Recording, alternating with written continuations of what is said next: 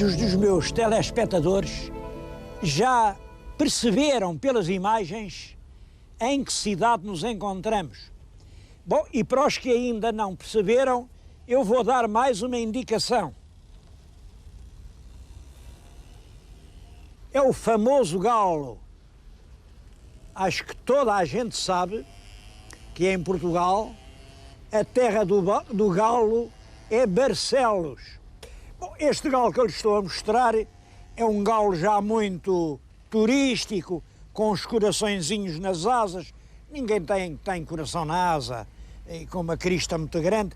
Agora, antes deste galo, que é um galo que tem para aí, a invenção disto tem para aí 40 ou 50 anos, já havia galos em Barcelos. Vou-lhes mostrar um galo dos princípios. É um lindo galo. Os pequenos assopravam aqui, está um apito. Também se podia pôr à mesa, punham-se aqui os palitos. Isto é um galo que já tem cerca de 100 anos. Antes deste galo, vou-lhes mostrar outro. Isto é uma moldagem de um galo romano que está no Museu do Louvre, e peço-lhes que reparem que eles são bastante semelhantes. São bastante semelhantes. Este é um galo gaulês. E ainda há um quarto galo de que eu lhes quero falar. Se repararem bem, aqui nesta coluna lá em cima está um galo. Está um galo, abaixo do galo está um enforcado, e abaixo do enforcado está o Senhor Santiago da Galiza. Conhecem-no muito bem? Cá vem, olha o bordão de peregrino. Cá vem aqui a cabaça que ele levava atada ao bordão, e aqui é a vieira. A vieira é o peregrino. Isto é uma história realmente bonita, porque é uma história do ciclo da peregrinação a Santiago. A história é mais ou menos esta. Vinha um peregrino francês, devia ser gaulês, visto que o galo é que o salvou. É um belo rapaz e à noite, já muito cansado, foi dormir a uma estalagem. E a estalajadeira agradou-se do rapaz. Era uma bela figura, uns músculos magníficos. Então não é que a estalajadeira quis dormir com ele. Mas ele, que era muito devoto do Senhor Santiago, vinha para rezar, não vinha para pecar, e, portanto, nada de pecados. E a estalajadeira resolveu vingar-se. Olhem que, quando uma mulher quer vingar-se, é difícil escapar à vingança. Já dizia um grande juiz, um juiz que se chamava Salomão. Ainda hoje são famosas no mundo as sentenças do juiz Salomão. E uma das sentenças que ele deu foi esta: mais vale um homem viver no deserto e não ter água, que encontrar no seu caminho uma mulher vingativa. Pois o pobre do Romeiro achou uma mulher vingativa. E como o rapaz lhe fez aquela desfeita, ela, quando ele dormia, pegou nos talheres de prata, sem ele ver, meteu-lhes no alforge. Quando de manhã o rapaz pagou a sua conta e ia a sair, ela, aqui del rei, que é ladrão, chamou as justiças, abriram o saco do rapaz e estavam lá os talheres de prata. Bem, ele contou, não fui eu que lá os meti, mas quem é que ia acreditar nisto? Vem o juiz, e o juiz mandou logo enforcá-lo, que nessa altura assim, quem roubava era enforcado. Bem, o rapaz não sabia como havia de se defender, mas pediu ao Senhor Santiago, que está aqui, que lhe valesse. E então disse ao Senhor Santiago, porque estava o juiz à mesa a comer um soberbo galo, um galo corado, era o galo. E o rapaz disse, Santiago, falei que aquele galo, diga que eu estou inocente. Então, mal o rapaz disse isso, o galo assado põe-se em pé, dá um cocorocó como se estivesse vivo E o juiz convenceu-se, claro, o juiz percebeu que um galo assado para cantar é porque o rapaz estava inocente. Esta lenda é curiosa, porque, é claro, apresenta o galo como quem revela a verdade. E não é a primeira vez, o galo tem muito prestígio, muito prestígio. Eu não gosto aqui de falar de bichos, acho que este programa, o bicho não é propriamente o tema do meu programa, mas é um animal cheio de prestígio. Sabem que, até no Novo Testamento, quando São Pedro sentia a sua fé vacilante e estava aflito, medroso, para negar que fosse discípulo de Cristo, e aí ouviu o galo cantar nos primeiros clarões da madrugada. Era o galo a aconselhá-lo a ser verdadeiro. O galo foi sempre isso, o anúncio da manhã, a manhã que desterra a treva, e a treva representa a morte, a luz representa a vida, e o galo é, portanto, o mensageiro da vida. Aqui, este galo de Barcelos, que está nesta coluna, esta coluna é uma coluna românica, parece que estava no campo da Forca e veio para aqui, naturalmente estava ali para mostrar aos pobres dos enforcados que até ao fim podia cantar um galo, podia haver ainda uma última esperança. Este padrão é o padrão da última esperança. Eu não sei se alguma vez o galo cantou, porque aqui o juiz tinha muita força e quando mandava enforcar, enforcavam mesmo. Já que lhes falei do enforcado, vou agora passar a falar-lhes no juiz que o mandou enforcar.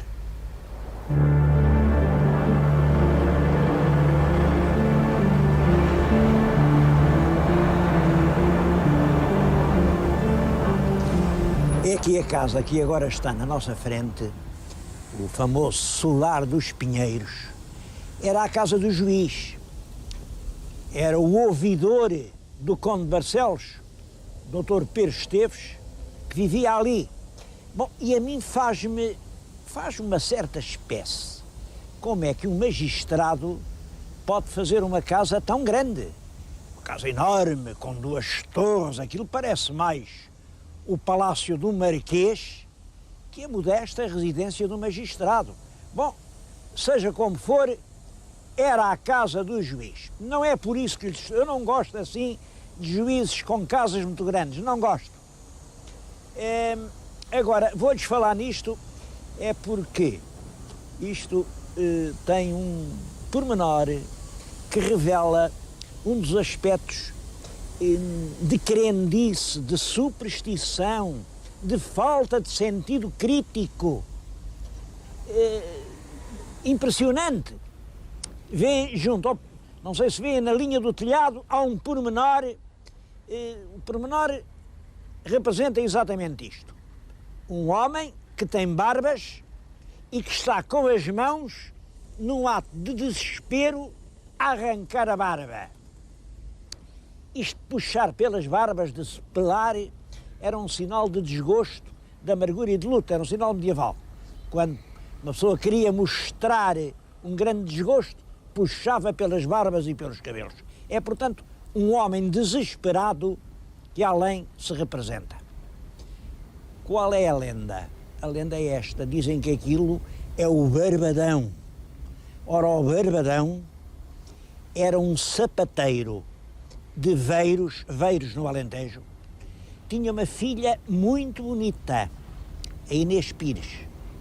Bom, a filha era tão bonita que o Dom João, mestre da Viz, que veio a ser rei de Portugal, Dom João I, passou por lá, agradou-se daquela linda Inês e pronto, olha, agradou-se dela e fez-lhe um filho.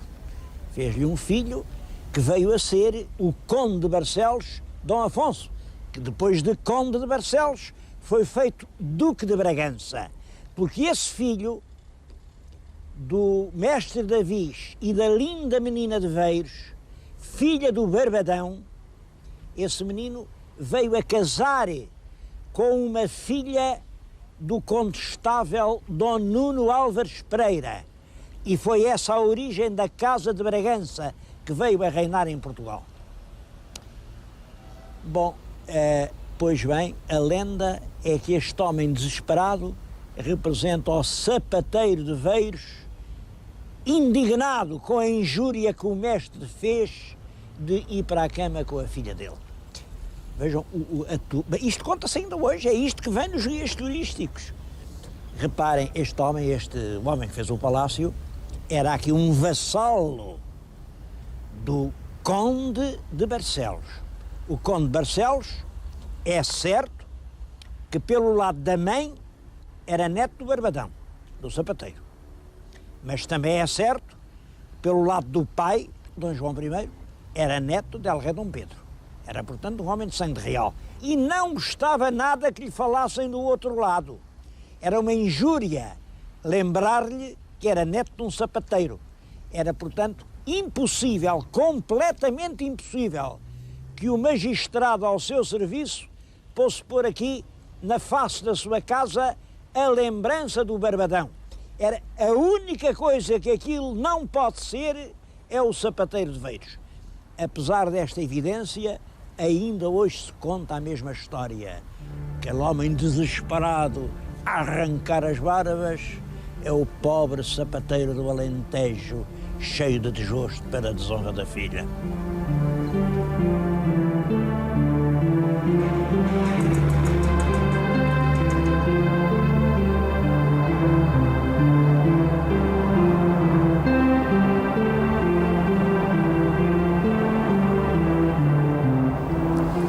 Essa figura do primeiro Duque de Bragança é realmente uma figura curiosa e mal conhecida. O principal, pelo menos o melhor livro que se escreveu sobre ele é este. É um livro que não teve grande difusão, mas é uma das obras da historiografia do nosso tempo, para mim, mais valiosas. Apresenta o Dom Afonso em todos os seus aspectos, nas várias fases da sua vida.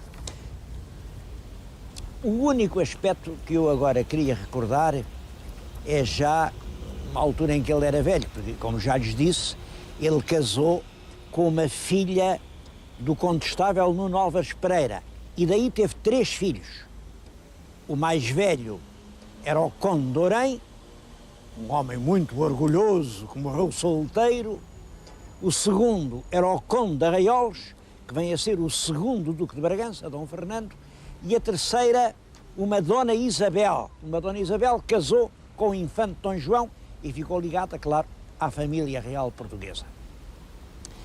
Mas depois enviuvou dessa mulher, enviuvou e já estava velho, tinha passado os 50, estava pesado, já... Nessa altura, aos 50 anos, um homem estava muito passado.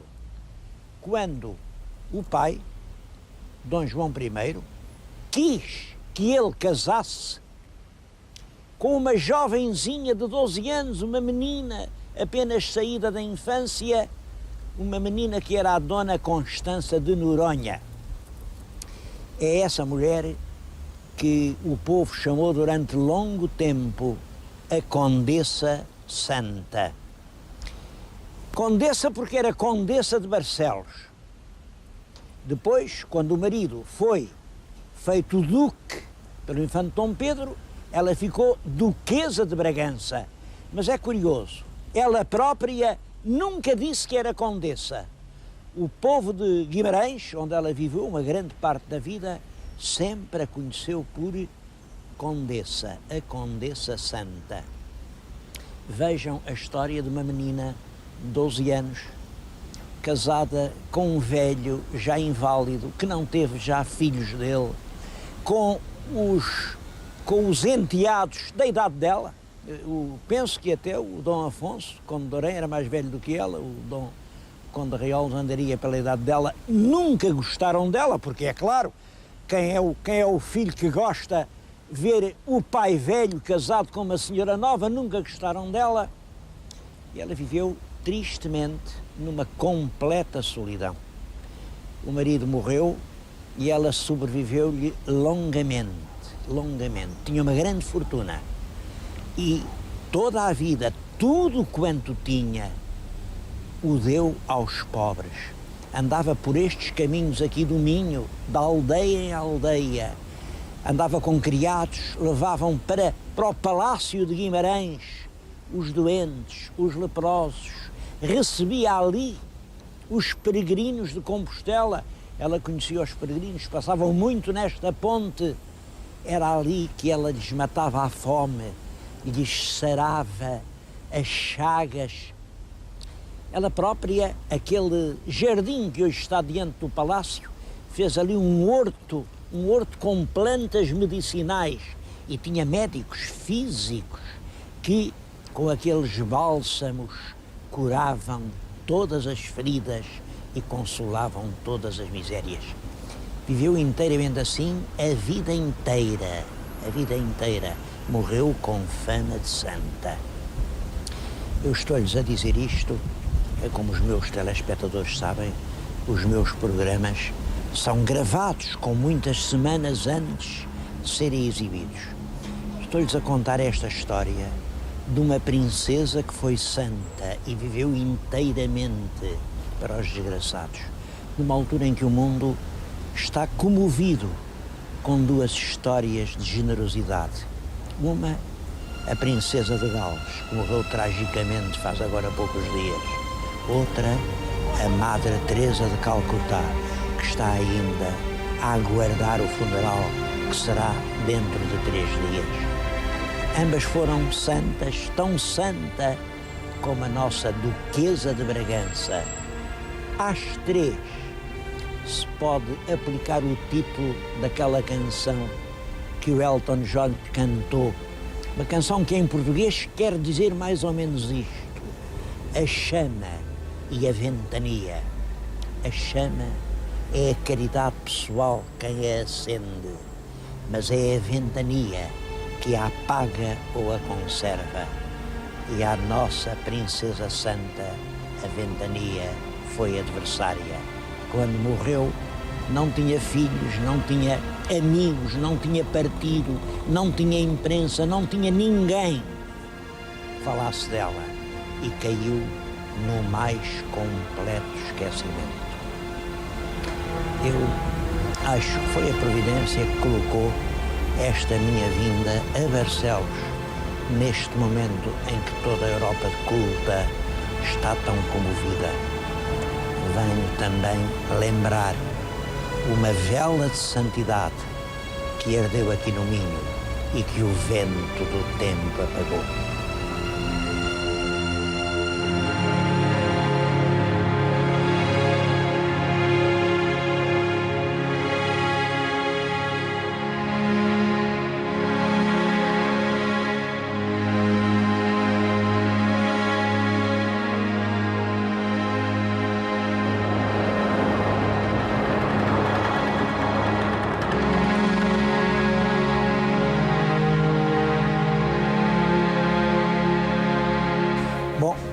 Mas é claro que a história de Barcelos não se limita às lendas do Galo, às memórias do Duque de Bragança ou à recordação da Condessa Santa, não.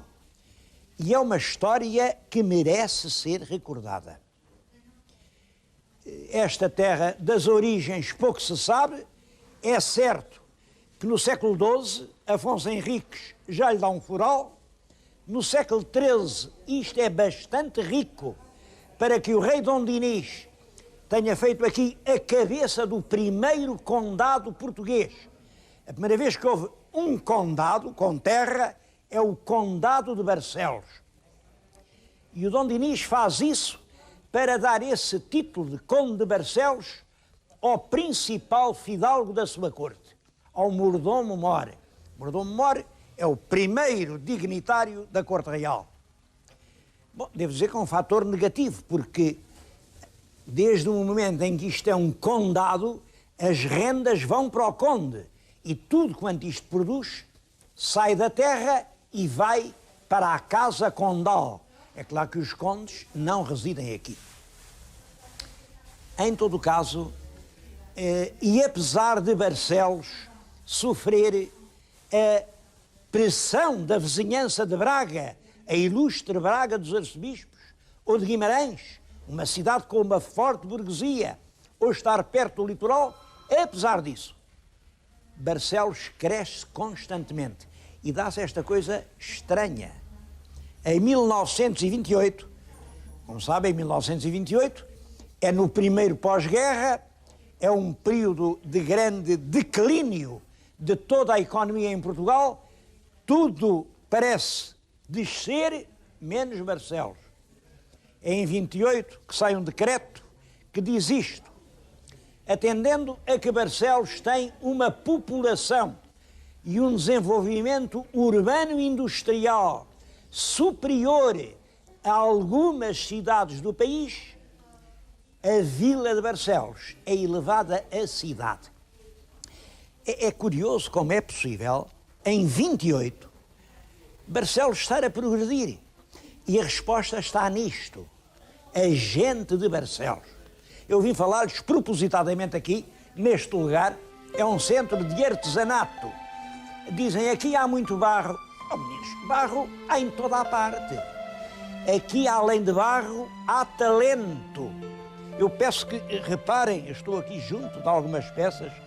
Olhem o que há de... Isto é uma peça que representa o nascimento do mundo, o Adão e a Eva, é claro, e a cobra que foi a culpada. Vejam-me esta peça, que é o que tem de espírito, de graça, de humor. Bom, mas mostro-lhes duas, mas há aqui centenas de peças dos artesãos de Barcelos, que é com toda a razão considerada uma das grandes cidades do artesanato português.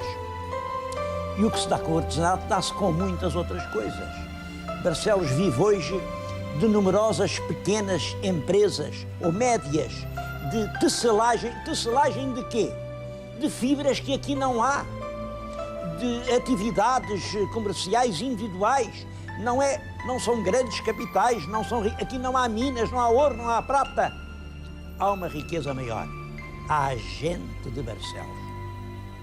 A propósito, eu estou aqui a falar-lhes dentro de uma torre. Nesta terra há muitas torres. Eu queria, a esse respeito, fazer um comentário.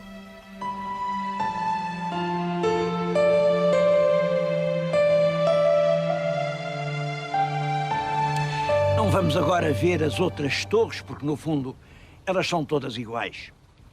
Esta que está diante de nós é a torre da igreja de Manhente, aqui muito perto de Barcelos. A igreja, como veem, tem ainda um lindo portal românico do século XII ou XIII, aquelas 4 arquivoltas, todas com motivos geométricos, são realmente uma obra-prima. Mas o que é curioso é a torre. Esta torre não é para dar horas, não tem sinos. Ela estava outrora ligada à igreja por um passadiço. Portanto, a torre só servia para defender a igreja. Mas defender a igreja de quem? Bom, a torre é provavelmente do século XIII, talvez do período dionisino. Nessa altura já não havia mouros. Não havia também aqui nenhum castelo. Então, para que era a torre? Era exatamente para poder defender as pessoas da igreja no caso de serem atacadas. E atacadas por quem? Bom, nos grandes motins populares, os povos rebeldes levavam tudo a ferro e fogo. Era para o caso, naturalmente, de assaltos de bandidos ou de revoltas. Era uma defesa. Defesa que foi sempre preciso estabelecer quando há quem tenha e há quem não tenha. Porque, naturalmente, quem não tem pretende ter e quem tem não quer deixar de ter. Isto para lhes dizer que a existência de torres de defesa liga sempre a desigualdades de fortuna. É para defender campos opostos que se fazem as torres. Claro que a Revolução Francesa veio acabar com essa situação. Isto era feudalismo, veio a Revolução Francesa, não senhor. Agora, liberdade, igualdade e fraternidade. Ora, era aqui que eu queria introduzir uma reflexão. Agora já não há torres, mas as pessoas que têm muito residem em bairros protegidos com entradas onde toda a gente é identificada e com um pessoal de defesa a que se chama os seguranças. Pensem, os seguranças, toda a gente já ouviu falar em seguranças, agora fala-se muito em seguranças. Quando eu era novo, chamava-se-lhes guarda-costas, mas depois ninguém quis parecer que enfim, tinha costas para guardar, então guardar as costas, porquê? Acabaram os guarda-costas. Mas nessa altura aparecem uns outros a quem se chamava gorilas. Gorila era um nome odioso, gorila. Ninguém gosta de andar na companhia de gorilas. E agora chama-se-lhe seguranças. E há exércitos de seguranças. Seguranças, volto a perguntar, de quem contra quem? Seguranças porquê? Quem vive nos tais bairros que têm seguranças são as pessoas que têm muito. E os seguranças destinam-se a segurá-los daqueles que têm pouco. Bom, mas a Revolução Francesa anunciou a liberdade, a igualdade, a fraternidade. Onde é que está a tal igualdade e, sobretudo, que é feito da fraternidade?